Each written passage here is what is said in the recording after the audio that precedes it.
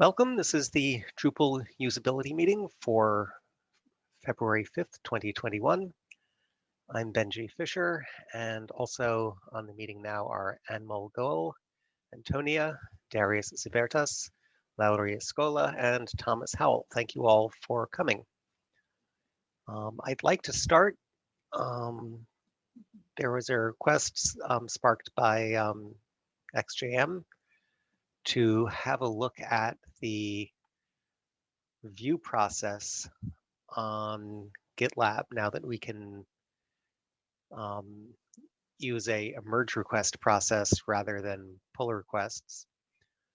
There are some issues with how it works. So XGM created an issue on the GitLab issue queue. So this is a little outside of our usual territory. She says it's not clear how to start a review when viewing changes on a merge request, usability and accessibility issue. And for the recording, this is on gitlab.org/gitlab/issues/300469. So XJM writes, it is extremely difficult to figure out how to start a review when viewing the Changes tab on a merge request. I'll skip a few sentences. The little flag only appears when hovering with the cursor, which is an accessibility issue, and only when you hover over exactly the one vertical line to the left of the line numbers, both a usability and accessibility issue. There's also no menu option button for start or review, which I would expect. So let me look at one issue that I've been working on back on Drupal.org. It's issue number 3184650. It's an issue about migrations. And this is one issue where an issue fork has been created. And if we go to the merge request,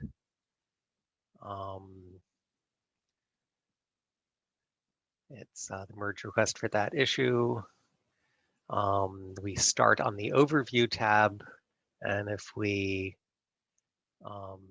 change to the, we can on the overview tab add a comment at the very bottom. And we can also switch to the changes tab where I don't see the same behavior that XJM described. I find that if I hover anywhere on the line, then the line number and the column, both the old and new column numbers are highlighted, and a little word bubble icon springs up. If I hover over that, I see the hover text, add a comment to this line. So I haven't tried navigating there by keyboard, and maybe that's not an option. I think you can navigate by keyboard, but the comment bubble does not appear when navigating on keyboard. Okay, so I guess there is an accessibility issue there. For the sighted user, it doesn't seem so bad. What happens? I'm currently highlighting line number 34. If I hit enter now, that was not very helpful. If I hit enter now, then that line is highlighted. But yeah, we don't have a way to add a comment there. So I see the accessibility issue there. I'm not sure I see the usability issue that XJM described. I do personally think that the color on the left is pretty apparent. It has, at least to my eye, it seems to have sufficient contrast. Like it's pretty apparent when it shows up on the left. And yeah. But I could imagine that if you're using keyboard navigation, that you could have some issues with this UI as it is.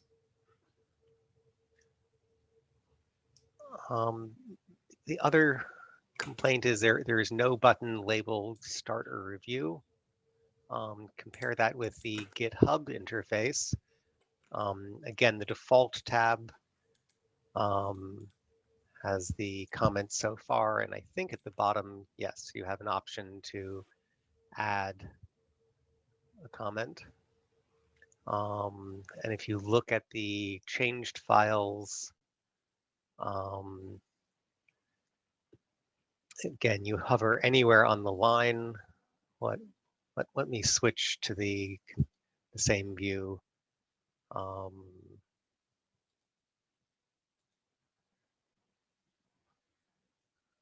You hover anywhere on the line and you get a little plus icon. Click on that and you can leave a comment.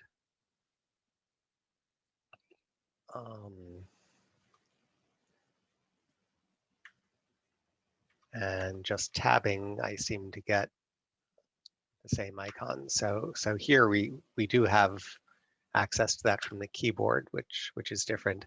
And there's also a green button at the top of the page or near the top of the page labeled Review Changes. I think that stands out pretty well, although it is a pretty cluttered page, which allows me to leave a comment that's not tied to any particular line number.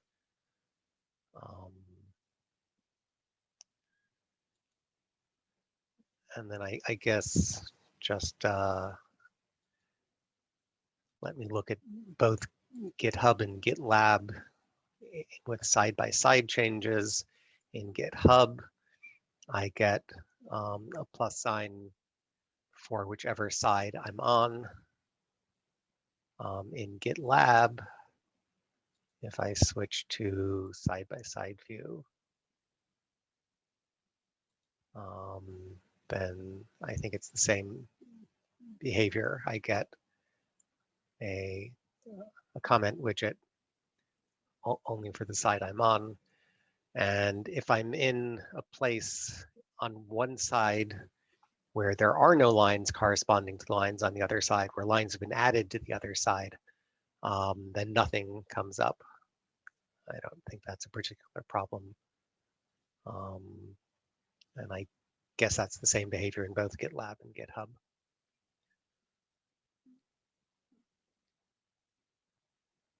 So one of the usability problems that XGM described, I don't see. The other one, I agree, it would be, it would not hurt to have a button to start a review. I wonder if there should also be help text, perhaps in the when pressing the button to start a review, the help text might suggest that you hover over a line to comment on a particular line.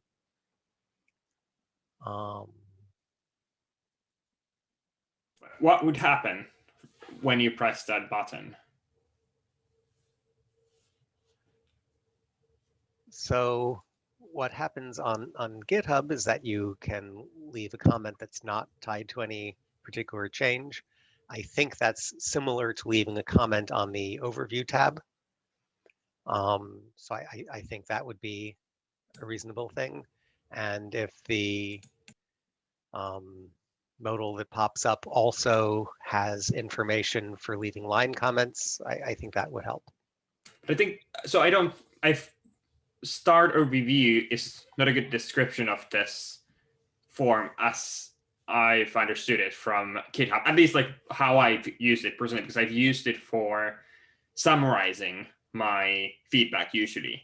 So that's usually like what I use to submit my feedback. So for example, I could give some a summary of the feedback that I gave, some encouragement or something like that. And if I don't find anything, then I would just review changes and approve it. So I'm wondering, maybe, is it the approve functionality that they're missing specifically, or? I think XJM was particularly frustrated by the experience when first coming to the page, wanting to begin a review. She didn't know where to start. But we don't know if it's if the result of the review was that she wanted to give feedback or that she wanted to approve it, I guess. But do we? Because starting the review would happen by just giving feedback on any of the lines.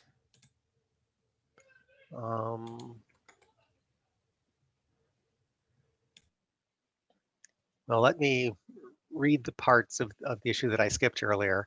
Every time I use a different interface, e.g. GitHub, for a while and come back, I spend a good 5 minutes moving my cursor and clicking in various places in the UI, trying to comment on lines in the merge request. So I think it's specifically leaving line comments that she's having difficulty doing. And I think maybe there's some bug or some setting in whatever browser she's using that leads to that, because I don't see the same behavior. Yeah, I'm wondering if she's using, well, she's mentioning cursor specifically. I was thinking of touch devices, how would this work with touch? But yeah, she's specifically mentioning cursor there, so it's But not she's a also touch saying device. hovering with the cursor, which suggests Yeah. that she's not using a touch device. Yeah. I'm not a frequent user of this functionality, or pretty much a never user, but I do kind of agree as someone who would be new to it.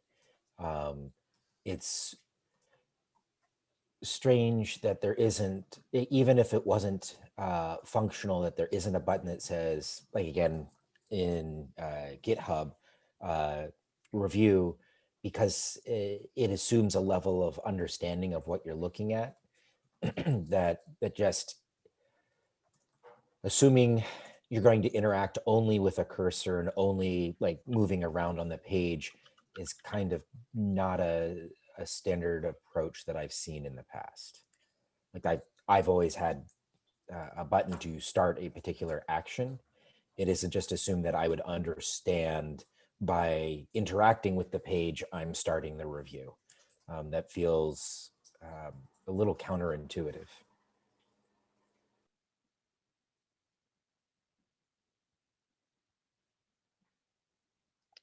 So basically, you're giving a vote in favor of a button to start a review.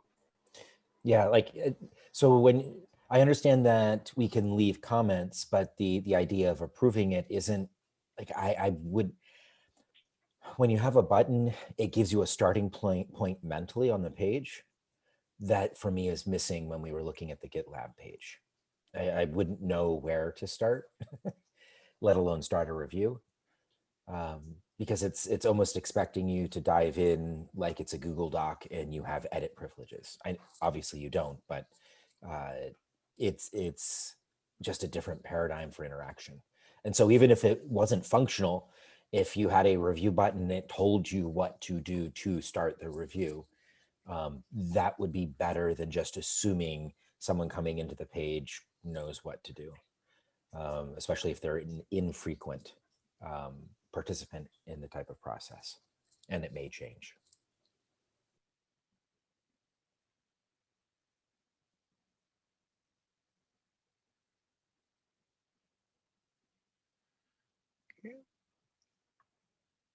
And as long as we're looking at this, let me mention one of my frustrations.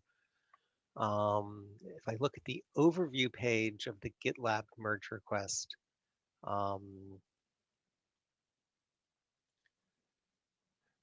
where I have commented on particular lines,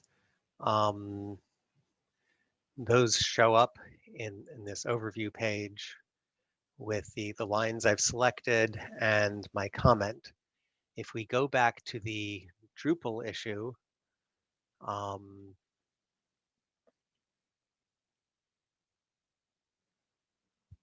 then let's see, where do my comments show up? Here we go. You see the comments that I lefted, but you don't see the lines that I was referring to. And I think it would be an advantage if the lines were also shown as snippets on the Drupal issue.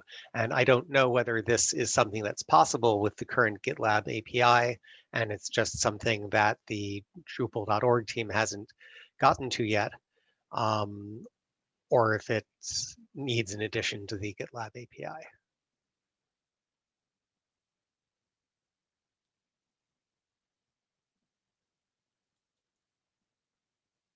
Yeah, and I think I did manage to find the corresponding parts on the 2 pages.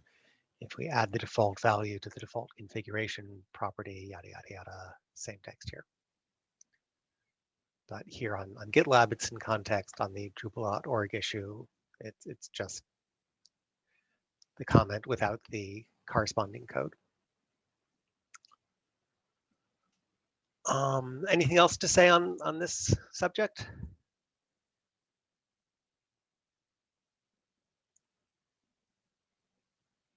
Okay, then let me stop sharing my screen. Anmol, are you ready to present the issue you wanted to talk about? Yes.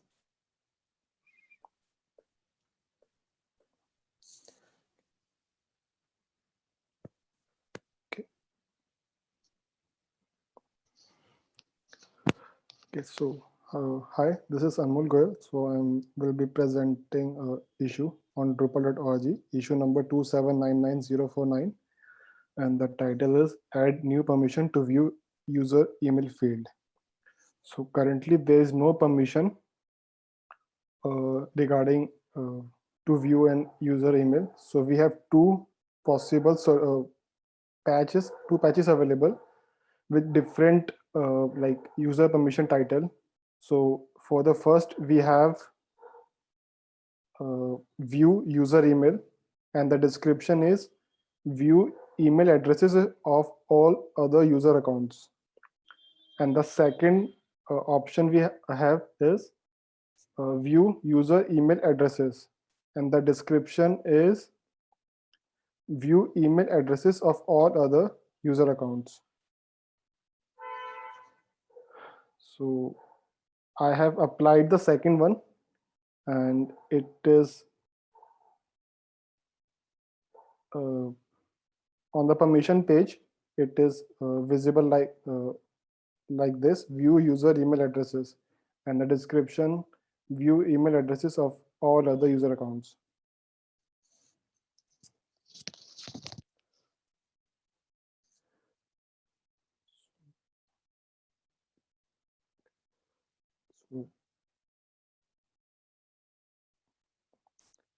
I mean, we can have any one of these or any other suggestions, anyone.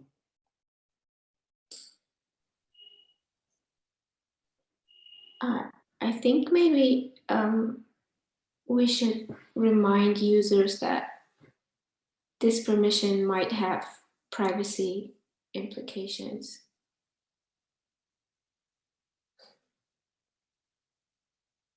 Maybe as part of the help text underneath.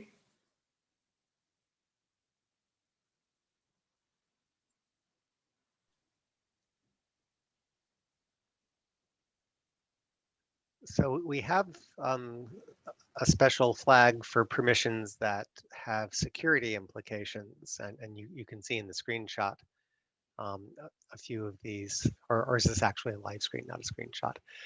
Several of the permissions mentioned here have that. I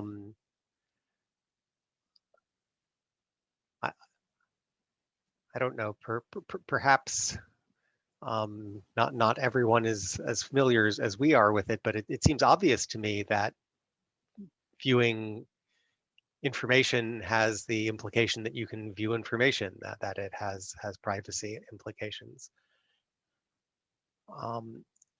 Also, comparing with the permission that's already there, view user information, that doesn't have any description at all.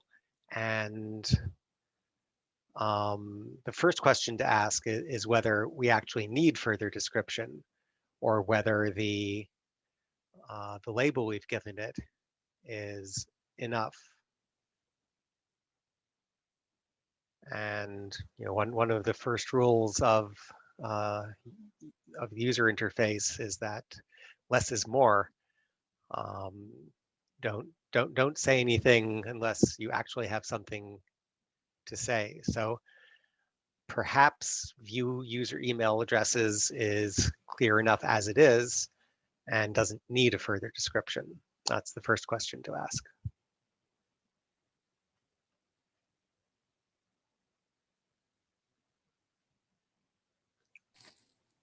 Do we have any votes for or against including a description? I would agree with you. I think it's unnecessary, especially when compared to change own username or view user information. I think the description is unnecessary.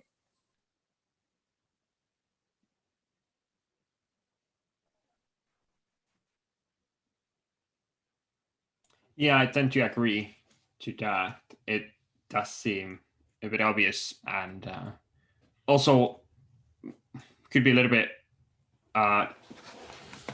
not necessarily in line with what we're doing elsewhere, because there are many other permissions that could have similar implications too. I'm sorry, I don't follow what you're saying there. I mean, any of the user-related permissions could have similar implications, like privacy. You mean privacy implications? Yes, privacy implications. Yeah.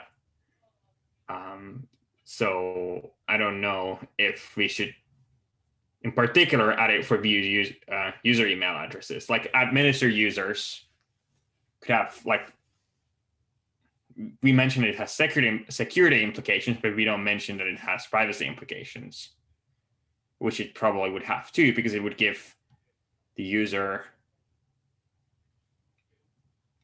We do explain what it gives the user, but we don't explain that it has privacy implications. And I think it makes sense, because in this case too, we are explaining what it gives the user an access to do, but it doesn't explain what that means or what kind of implications it could have. I think that highlights that there is a difference between privacy and security. And also, if we were to get rid of the description, the one key piece of information that isn't in the title is it says view user email addresses rather than view other user email addresses. So we may want to add that in, because it's clear. Like, I don't know if you need the all, but there is a difference between view user email addresses and view other user email addresses. Because it's whether you're talking about the user themselves seeing their own addresses, or the user themselves seeing addresses of other users. So there is a little bit of ambiguity in the way it's written right now. Something else that I feel that is slightly confusing to me is that it says view user email addresses, but does it mean that you get to view user email addresses for the users that you have access to see? Or does it automatically give you access to view all the email addresses of all users in Drupal? Or like, what are the additional permissions it gives on top of other permissions that you already have? And maybe that goes to the same point that maybe it should be view other email addresses, and then the description would explain that it gives the user access to view email addresses of all other user accounts that they have permission to view.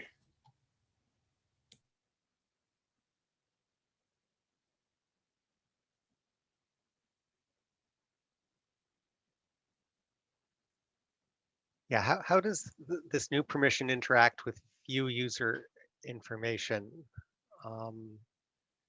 So if you have the view user information permission, do you automatically have the view user email addresses permission?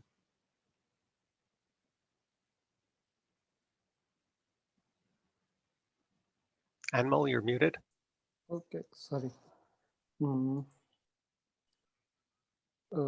Actually, I'm not very sure about that.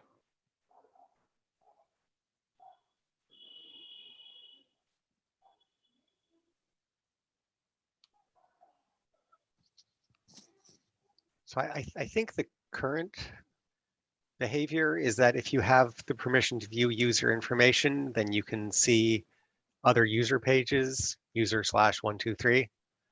And I think the email address is shown there. So are we planning to hide that by default unless someone has this additional permission, or is this less permissive than view user information? Does it let you see user email addresses in other places on the site, perhaps in the comment section?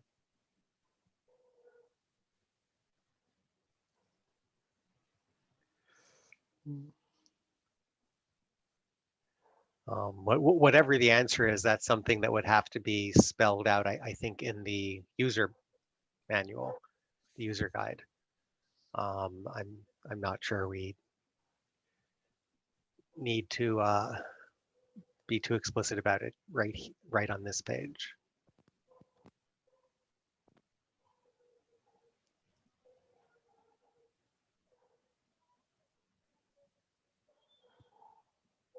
Can you go back to the issue and let us see what it says in the description at the top?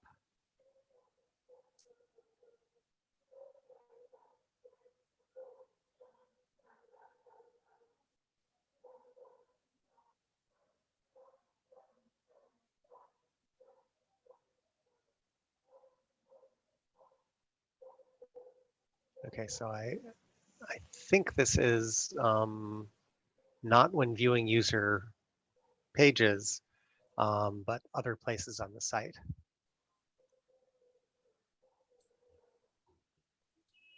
Yeah, hi everyone. Just joined the call. Yeah, my understanding is I haven't seen specifically this issue before, but my understanding is at the moment, if the only place you'd be able to see the user's email address if you had access to edit form as enabled, like it doesn't by default show on the user canonical view of the user. So I guess this permission would be, I could see a use for it where like, yeah, you're displaying you have a view that's displaying a list of email addresses of users and you want others to be able to see without being able to actually administer those users or edit them.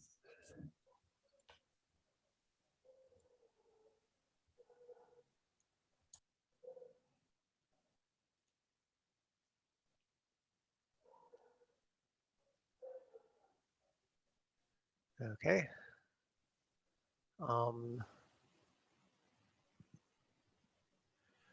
So I guess this is more of a front end permission.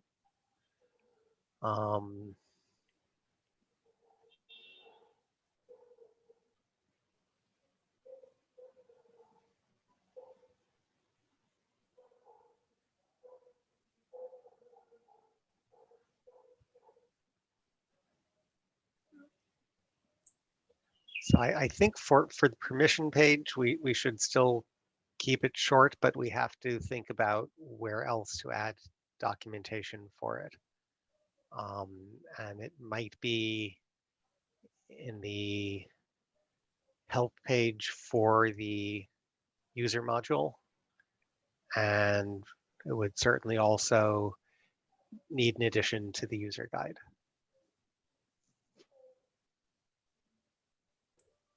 Yeah, I think for me, this is kind of a tricky one because out of the box, like I said, core, the only place that it displays out of the box, as far as I'm aware, the user's email address is on the edit form, which at the moment, to see that you would need the sort of administer user's permission, right?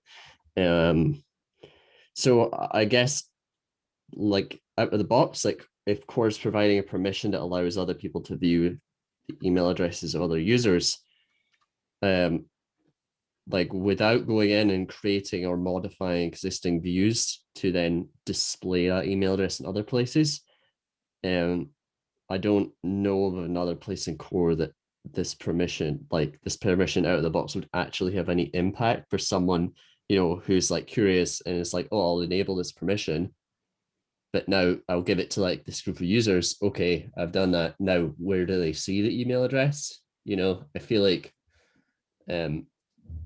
maybe I'm missing a view. Maybe there's a view somewhere that they can actually see that information, but I'm sort of struggling with that. So I think it's kind of a tricky one, actually, I think, in terms of getting this one right.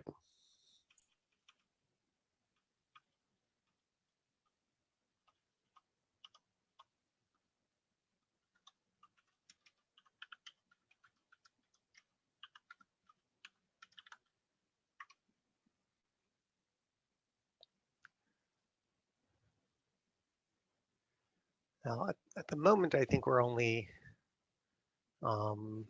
being asked to review the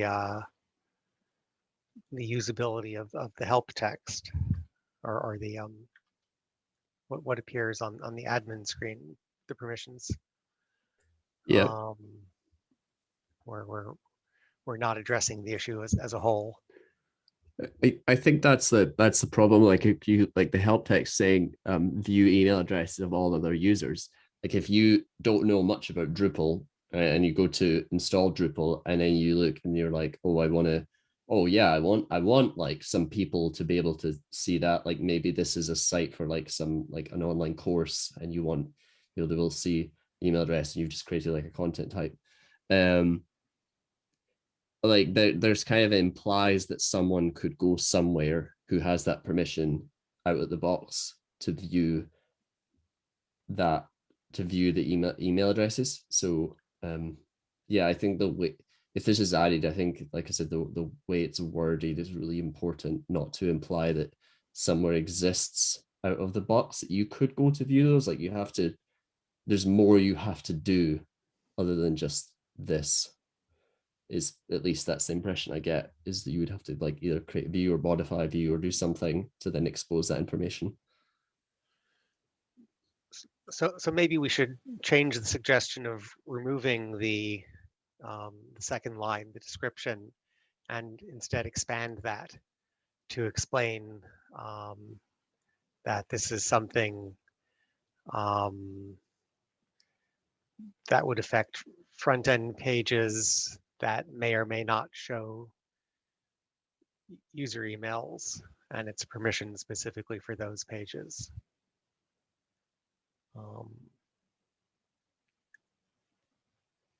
And I'm having trouble coming up with a good phrasing off the top of my head. Yeah, so am I. I don't know if we can say it's only for front-end pages, because I would imagine that it has impact on other things such as APIs, for example. So that's one place where you probably would have an impact. You could also make a view of users, which is using admin team, but could be impacted by this permission, because it could be accessed by other users and an admin. Yeah,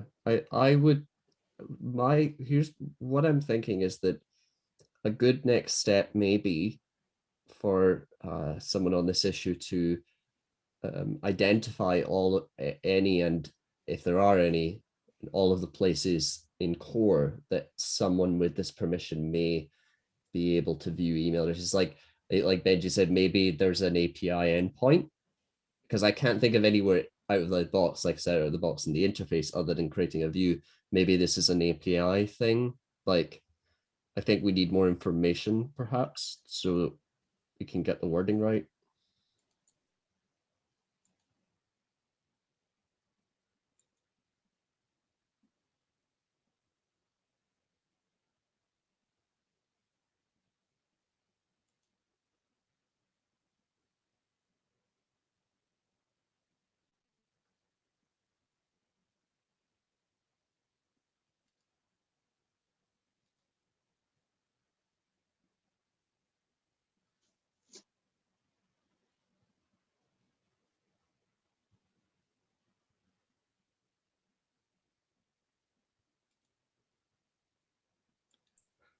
Also, as I'm looking at the screen, I'm wondering, like, does introducing this permission, does that then impact the view user information permission, which is slightly vague on its own?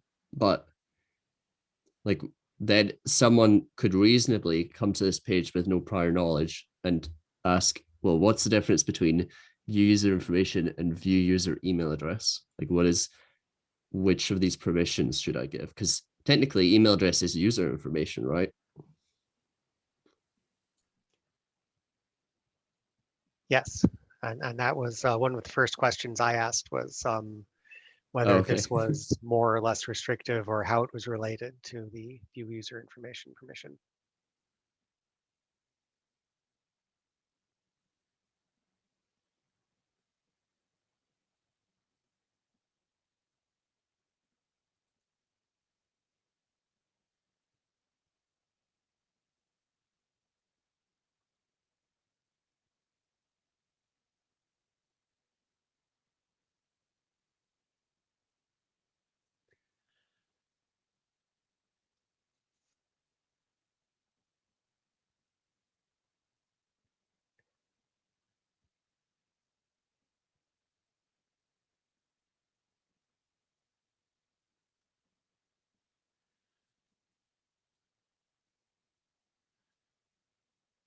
So I guess all we can say at the moment is that the opposite of what my first suggestion was. We need more information in the description as to where this applies, because as it is, it does suggest that there's a directory somewhere where you can view all users and their email addresses. And that might be the case, I guess, if the site has a view that does that. Or it might just be when someone leaves a comment that that the address is optionally shown there. So we need to say a little more, and without knowing exactly what the issue does, I don't think we can make a specific suggestion at this point.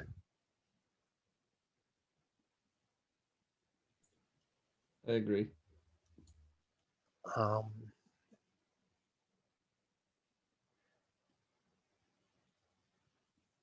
And also, Anmol, if you go to help at the menu, I think there should be help for the, oh, you have the help topics module enabled.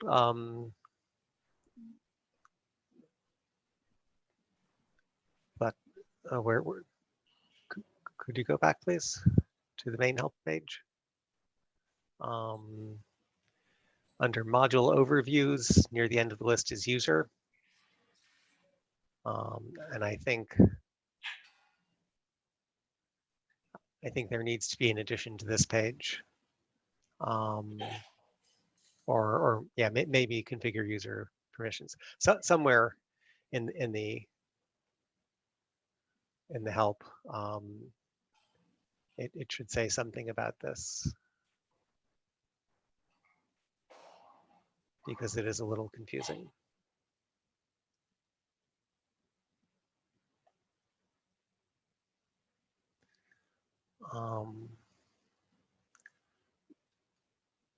Anything more to say about this issue? And I guess both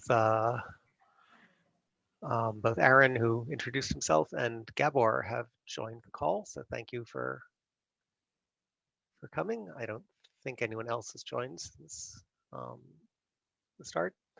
And Anmol, if you'll give up the screen share, I think Antonia has a question she'd like to talk about. Antonia, you're muted. Right. Well, again, this was never really on my radar. I just noticed a slight inconsistency the other day on the appearance page. Can everyone see my screen? Yes. Okay. Well, here's what I'm thinking. We have the on the appearance page, we have the install themes first, and then we have a second set of themes, which is the uninstalled themes set. And both sets of themes have card looking layout, but they look totally different. And I was wondering whether or not there was a reason for this and whether or not it would make sense to unify those themes under the same layout. And I think it's great that Laurie is here because maybe he can give his opinion on this, whether or not this should be fixed in 7 or Claro, or whether this should be fixed at all, because maybe there was a specific reason for doing this, I guess. So what do people think about this page right now?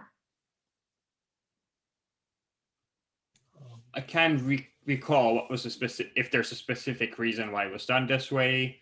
The reason I personally thought it was done that way is that, at least on my development Drupal installation, I have quite a few uninstalled themes. So if they were using the same layout as the installed themes, it would be quite a lot. But on the other hand, I'm not sure if the installed themes could be using the same card format as the uninstalled themes. Right.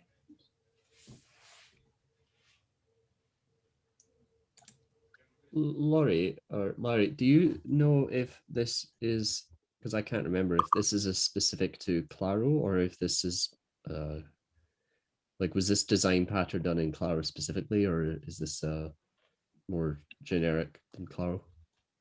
I would expect that this is specific to Claro. Okay, yeah.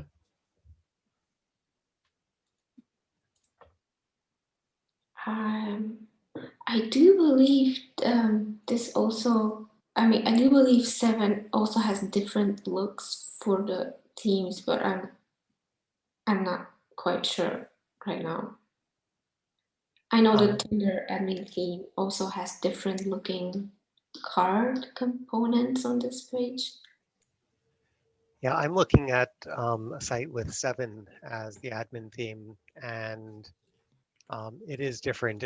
For installed themes, it has 1 per row, and it has the screenshot, and then to the right of that, it has information. For the uninstalled themes, it has 3 per row, yeah, unless the screen is narrow, and the text information is below the screenshot. Yeah, so that probably explains where did the idea come from to Claro then. Would you mind just scrolling down and changing the default the admin theme to 7 so we can just see the difference? Yeah.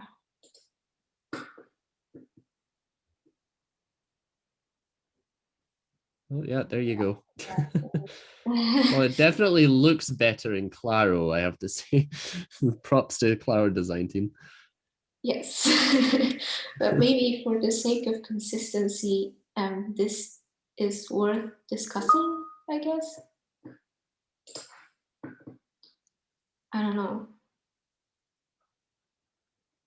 So it certainly looks intentional to me. Whether it was the right decision is a different question, but someone thought it was a good idea. And I would want to do a little research first to figure out when it was set up this way, and then find the issue where that was discussed and look at the discussion there.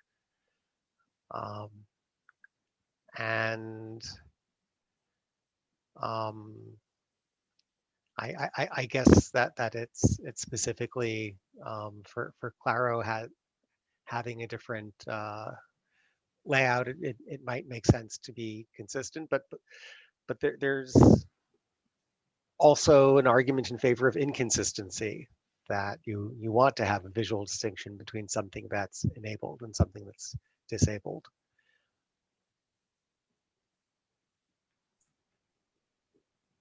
Yeah, I also think I agree with the point earlier. I think it was Larry that said it about I can't remember if it was Larry or Benji who said it about the you chances are, and I imagine this may have been part of the rationale, that sites probably have more uninstalled themes than installed themes, and you probably want to put more emphasis on the installed themes. For instance, if we if you go back to Claro, we'll see that the screenshots, I think are they bigger, the screenshots in? I don't know. Actually, it might be smaller than the uninstalled themes. That's funny. It kind of looks like it's a little ironic, actually. You'd think the screenshots would be smaller for the uninstalled ones, but I think there's some rationale there to having a smaller footprint overall for the uninstalled themes than the installed themes. Then again, yeah, I'm not sure. I do like the sort of more card style of the installed themes, but I do also second what Benji said around, maybe there was some discussion that we would need to dig up to find out. Yeah, that sounded like a reasonable suggestion.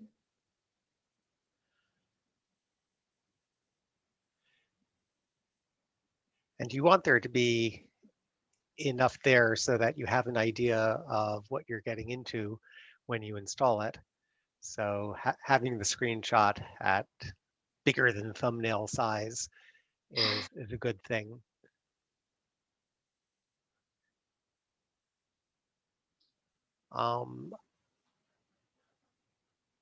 Also, Lowry might be the exception in having lots and lots of available themes. I've always seen it as a difference between themes and modules, that a site has lots and lots of modules, but only a few themes. And besides the core themes, maybe there's a base theme and an enabled theme, and maybe a contrib admin theme.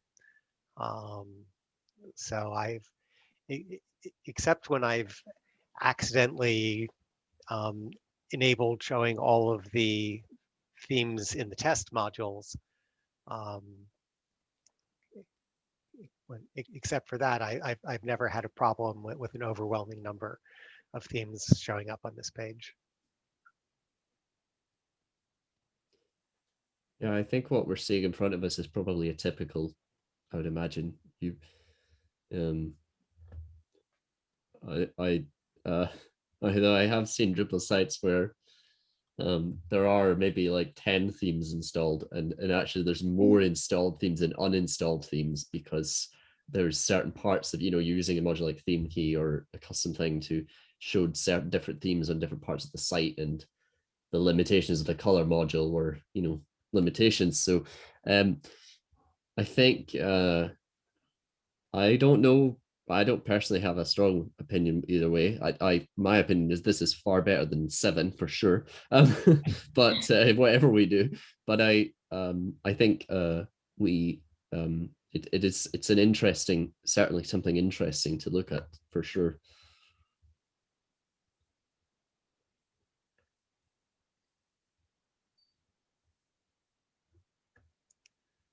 Okay, well, thanks for the opinions. I think personally I would prefer this layout, and I do agree that there should be maybe a difference in size between installed and uninstalled themes. But to be quite honest, I also like the horizontal layout. It's just maybe it's just a matter of personal preference, I guess, in the end.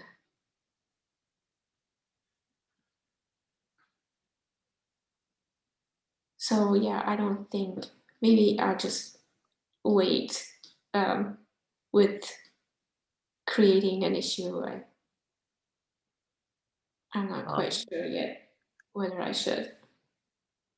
Well, as I said, I think your first step should be to find the issue where this was previously discussed.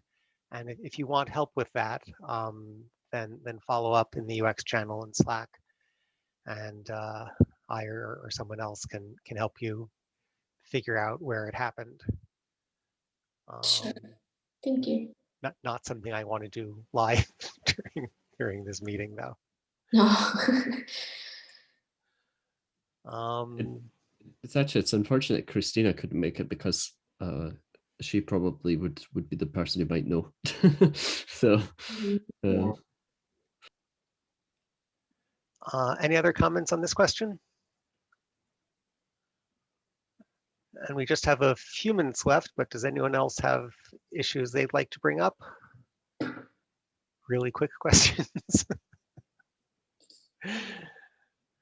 Okay, then. Thank you all for coming. And I guess we'll talk again next week with many of you. Thank you. Thanks. Bye. Bye-bye. Bye. Thank thanks, bye. you. Bye.